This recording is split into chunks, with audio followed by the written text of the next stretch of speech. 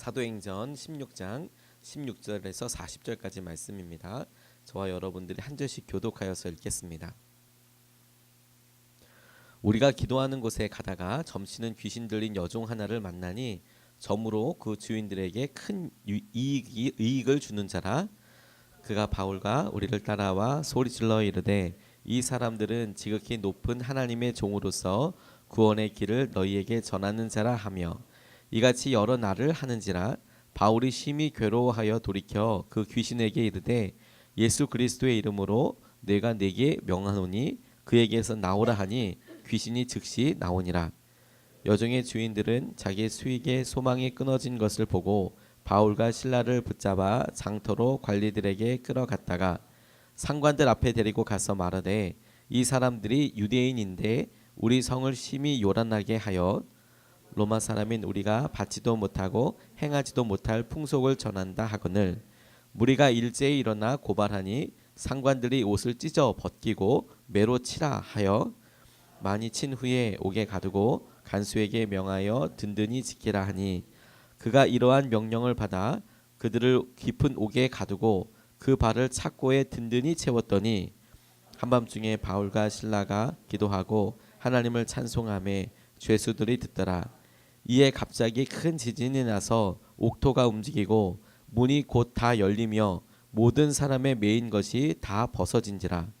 간수가 자다가 깨어 옥문들이 열린 것을 보고 죄수들이 도망한 줄 생각하고 칼을 빼어 자결하려 하거늘 바울이 크게 소리질러 이르되 내 몸을 상하지 말라. 우리가 다 여기 있노라 하니 간수가 등불을 달라고 하며 뛰어들어가 무서워 떨며 바울과 실라 앞에 엎드리고 그들을 데리고 나가 이르되 선생님들이여 내가 어떻게 하여야 구원을 받으리까 하거늘 이르되 주 예수를 믿으라. 그리하여 너와 내 집이 구원을 받으라 하고 주의 말씀을 그 사람과 그 집에 있는 모든 사람에게 전하더라.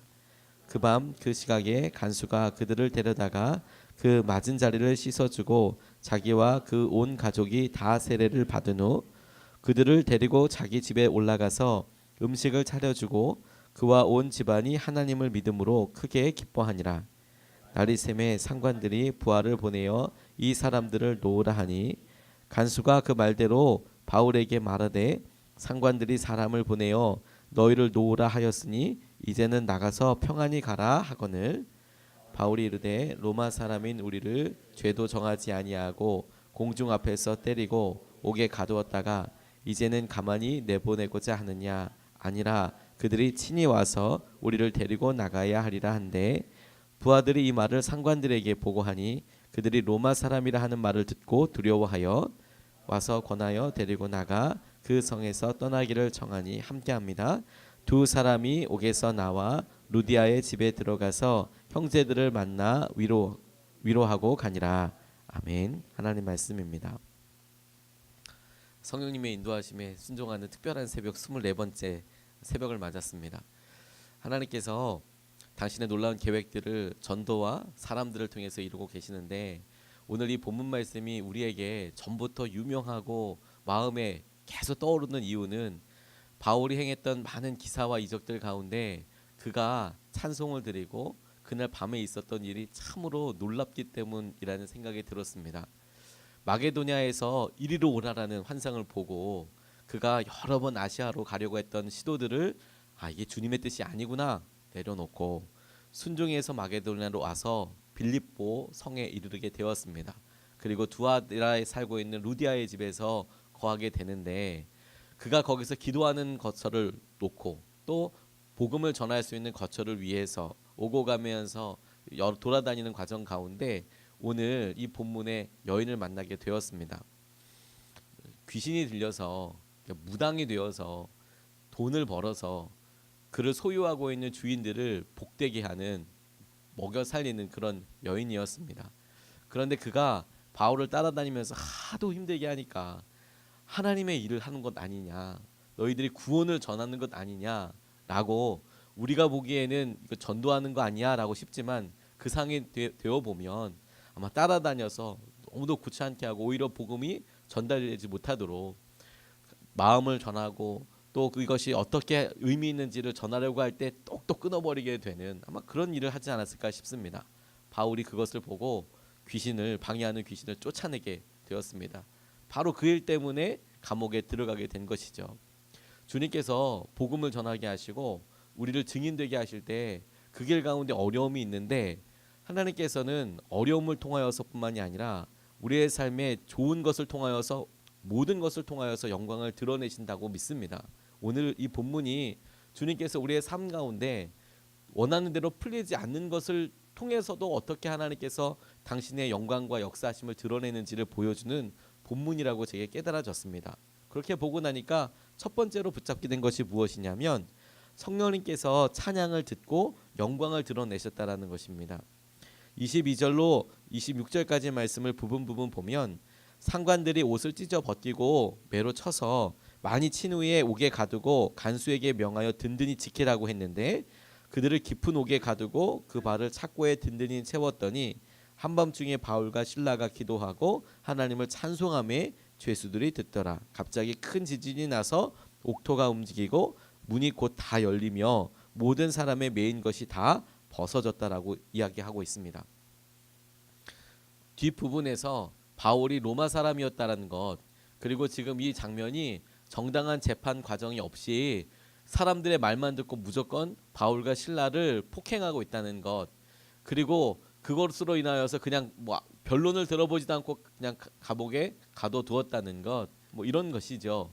그런데 그들이 밤이 되어서 한밤중에 되어서 찬양을 하게 되었다. 그리고 죄수들이 이것을 들었다라고 본문은 덤덤하게 이야기하고 있습니다. 그러나 우리가 행간을 읽어보면 이것이 얼마나 힘들고 어려운 밤이었을까 생각해 보게 됩니다. 내가 원치도 않는 일을 당하고 말할 수 있는 기회조차 없고 하나님께서 하셨던 일이라고 본인은 생각하지만 사람들은 그것에 대해서 받아들여주지 않고 다만 내가 피해를 입었다라고 생각을 하고 일방적인 폭행을 그렇게 가하고 있으니까 아무것도 이건 뭐 어떻게 잡아볼 수가 없는 그때에 그들이 찬양을 하게 되었다, 그들이 예배를 드리게 되었다, 이것이 무슨 의미겠냐는 것입니다. 내게 되어진 이런 모든 일들이, 오늘 있어진 모든 일들이 이것이 다 하나님께서 하신 일이구나 라고 찬송하게 되었다라는 의미로 깨달아지게 되었습니다. 지금은 우리가 찬송의 곡조가 있고 곡조가 있는 찬송을 같이 부르고 그러니까 우리도 모르게 그것이 떠올려지고 입으로서 계속 흥얼흥얼 되게 되는데 당시에는 그런 찬양이 있었던 것이 아니었으니까요. 당시에는 많은 사람들이 부르고 있는 그런 노래들보다 본인의 마음에서 우러나오는 고백을 찬양과 찬송이라고 불렀을 테니까요. 그러니까 그날 하루에 있었던 그 일에 대해서 이것은 하나님의 계획으로 이루어진 것입니다. 이것은 하나님께서 하신 것입니다. 이것은 주님의 복음이 전파되는 데 있어서 내게 꼭 필요한 일입니다 라는 고백이 찬송이 되었을 것이라는 것입니다. 우리는 이 본문에서 죄수들이 들었다는 것에 대해서 참 많이 생각을 해왔던 것 같습니다. 제게도 그랬습니다. 그런데 말씀을 준비하고 계속 묵상하면서 죄수들이 듣더라라는 것을 통해서 정말 주님께서 하고 싶으셨던 말씀은 무엇일까? 죄수들만 듣고 있었던 것이 아니라 그 찬양을 찬양이라고 하기에 듣고 있는 주님이 계시다. 성령님이 계시다. 그래서 옥토가 터지고 지진이 일어나서 옥문이 열리고 이런 사건들이 성령님께서 그런 찬송을 들으시고 우리의 심중을 읽으시고 당신께서 이 모든 것을 들으셨다라고 보여주시는 커다란 아멘 소리 같다. 커다란 주님의 영광을 드러내시는 사건이구나. 제게 이렇게 깨달아지고 붙잡아지게 되었습니다. 우리의 삶에 주님께서 정말로 하고 싶은 것은 무엇이냐면 당신께서 내가 이 모든 것을 듣고 있다. 내가 이 모든 것에 함께하고 있고 참으로 너의 찬송대로 내가 너를 쓰고 있다. 참으로 그러하다라고 하시는 것을 우리에게 보여주고 알게 하고 싶어 하시겠구나. 찬양을 주님께서 듣고 계시고 바로 그 찬양을 다른 사람들도 듣고 있는 거구나. 하나님이 이 장면을 우리에게 꼭 기억하게 하시겠다고 보게 되었습니다. 영광에 대해서 우리가 흔히들 오해하는 것이 우리는 우리의 삶에 어떠한 어려움과 우리의 삶에 어떤 것들이 돌파되어서 그래서 드러나는 것만을 영광이라고 생각하게 합니다. 하나님께서 이 모든 일을 하셨지, 하나님께서 이 모든 일들 가운데 역사하셨지라고 우리는 이해를 합니다. 이것은 맞는 이야기이기도 합니다. 참으로 어려운 일들 가운데 주님께서 그 일을 돌파하게 하시고 그 일을 되어지게 하시고 하나님께서 홍해와 같은 것을 가르십니다. 그런데 우리가 이게 하나님의 커다란 영광이라고 믿음으로 바라보는 것은 귀하지만 이렇게만 생각하면 하나님께서 정말 이루실 일들의 한 절반도 못 경험하게 되는 것입니다. 오히려 하나님께서는 더 기가 막힌 일들 가운데 우리로 역사하고 계시거든요.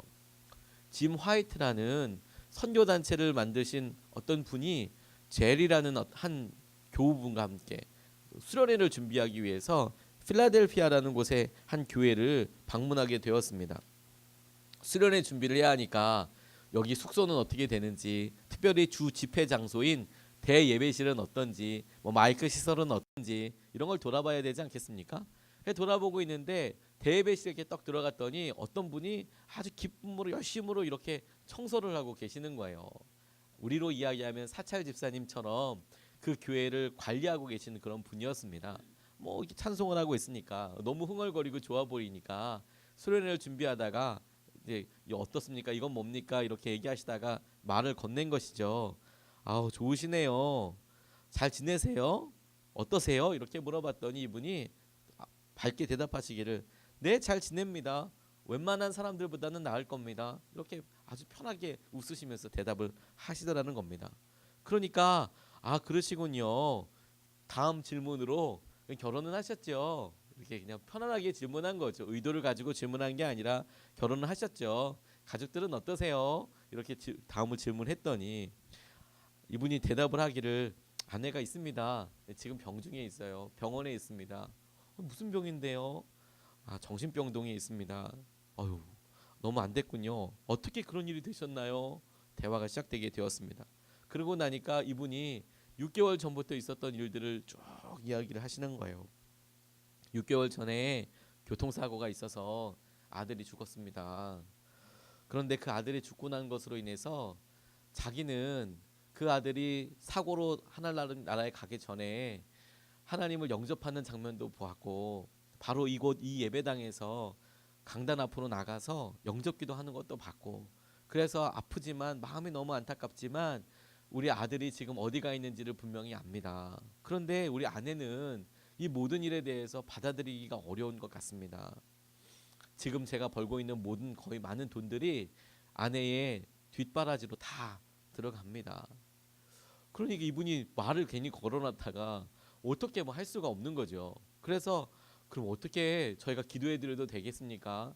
어떻게 기도해 드리면 되겠습니까? 라고 하니까 안에 있는 한꺼풀이 더 나오는 거예요. 나를 위해서 기도해 주는데 하나 남은 딸이 그렇게 제 봉급의 모든 것들이 아내의 병원비로 다 들어가고 나니까 병원에서는 딸의 양육권을 뺏어서 다른 아이를 잘 양육할 수 있는 사람에게 양료로 보냈다는 겁니다.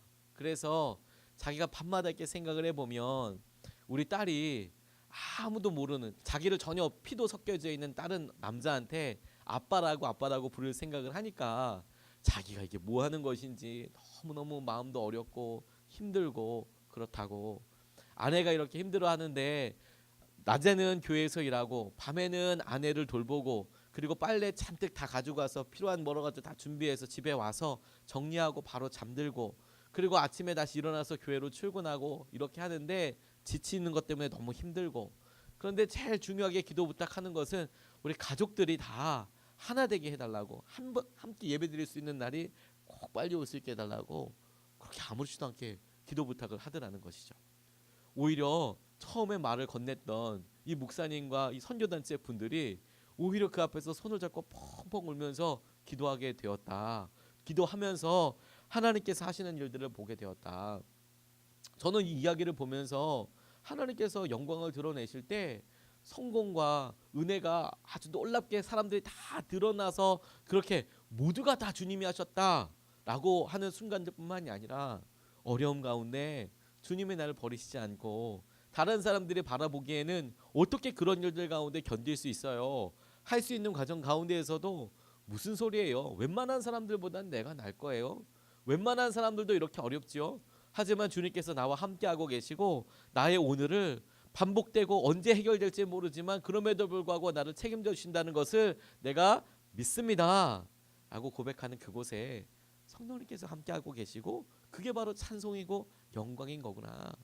그렇게 깨닫게 해주시더라고요. 바울이 신라가 찬송을 했습니다.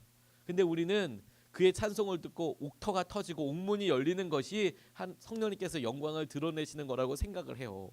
맞지만 그것보다 더 놀라운 영광이 무엇인지 아십니까? 그들이 한밤중 되어서 몸이 욱신욱신거리고 아파서 잠다오지 않은 그 순간에 풀려나갈지 어떻게 될지도 모르는 그 순간에 고백이 나왔다는 거예요. 찬송이 나왔다는 거예요. 그게 하나님의 영광이죠. 그게 성령님께서 영광을 드러내시는 것이죠. 그걸 죄인들이 듣는 것이 성령님께서 정말 우리에게 하고 싶어하는 거 아니겠습니까?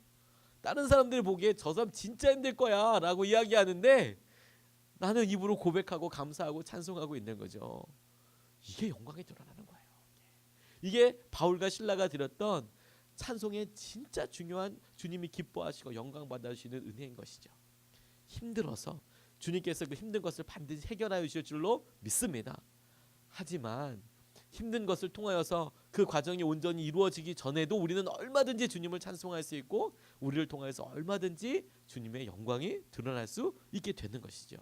그런 통로로 우리가 쓰임받게 해달라고 이렇게 기도하고 주님을 바라봐야겠구나 이런 생각이 제게 들었습니다. 두 번째로 붙잡은 것이 무엇이냐면 남아있어서 더 큰 영광이 된다는 거예요. 남아있어서 27절로 34절까지 말씀을 보면 간수가 자다가 깨어 옥문들이 열린 것을 보고 죄수들이 도망간 줄 생각하고 칼을 빼어서 자결하려고 했는데 바울이 크게 소리질러 이르되 내 몸을 상하지 말라 우리가 다 여기 있다라고 외칩니다.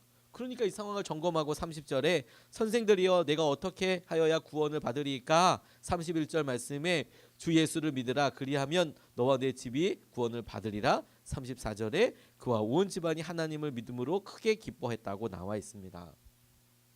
당시에는 간수가 죄수들을 지키는데 그 죄수들이 탈옥을 할 경우에 그 탈옥한 사람의 형량을 죄가를 간수가 대신 져야 하는 그런 일이 있었습니다.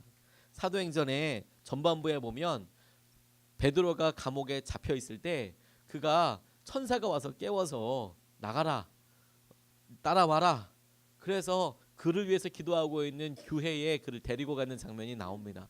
그런데 그 일이 있고 나서 성경이 뭐라고 기록하고 있냐면 다음날 일어나서 베드로를 잡으려고 하다 보니까 베드로가 없는 겁니다. 그래서 그를 지키던 간수들을 처형한 이야기가 나옵니다. 왜 처형했느냐? 실수했기 때문이 아닙니다. 베드로가 죽을 사람이었는데 그 베드로가 나갔기 때문입니다. 그러니까 나간 그 사람이 지키고 있던 그 사람이 마땅히 그리하여 하였기 때문에 대신 죽음을 당하게 되는 것이죠. 그러니까 지금 옥터가 터지고 옥문이 열려버렸습니다. 그러니 간수가 지금 거기에 있는 죄수가 얼마나 있을지 어떻게 할지 아무도 모르지만 그런데 그들이 나갔다고 다 생각을 해보십시오. 그렇게 당하게 될 그런 형량, 매 뭐 이런 걸 생각하니까 답이 안 나오는 것이죠. 그러니까 자결을 하려고 하는 거였습니다. 내가 차라리 죽는 게 내가 이쯤에서 빨리 죽어야 이게 가족들한테도 안 갈 뿐만 아니라 내 일신이 그래도 더 험한 걸 보지 않는다. 이런 생각이 들었던 거겠죠. 그래서 이야기를 하려고 하는데 죽으려고 하는데 바로 바울이 우리가 여기 있다라고 이야기하는 것이죠. 그런데 여러분 생각해 보세요. 간수가 깜짝 놀라지 않겠습니까? 옥문이 열린 것보다 더 놀라운 게 뭐냐면 옥문이 열렸는데도 그들이 떠나지 않고 있다라는 거예요. 옥문이 열렸는데 도망갈 수 있는데 그런데 그들이 도망가고 있지 않다는 거예요. 죄수들도 주님이 하신 일 때문에 기가 막혔겠죠. 그럼 못 떠났을 것 같아요. 두려워서. 그런데 바울과 실라는 잘못한 거 없으니까 그냥 남아있는 것 아니겠습니까? 이 일이 근데 진짜 놀랍고 하나님께서 우리에게 생각하게 하시는 것이 무엇이냐면 이미 베드로를 통해서 하나님께서 구해 주시는 것을 바울과 실라가 알았을 가능성이 높지 않습니까?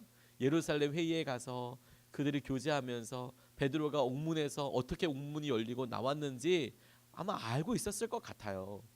그러면 그와 같이 옥문이 열리고 이게 다 터지고 그랬으면 아 주님께서 우리를 살려주시려나 보다 라고 생각하기 쉬울 텐데 근데 그들이 움직이지 않았다라는 거예요.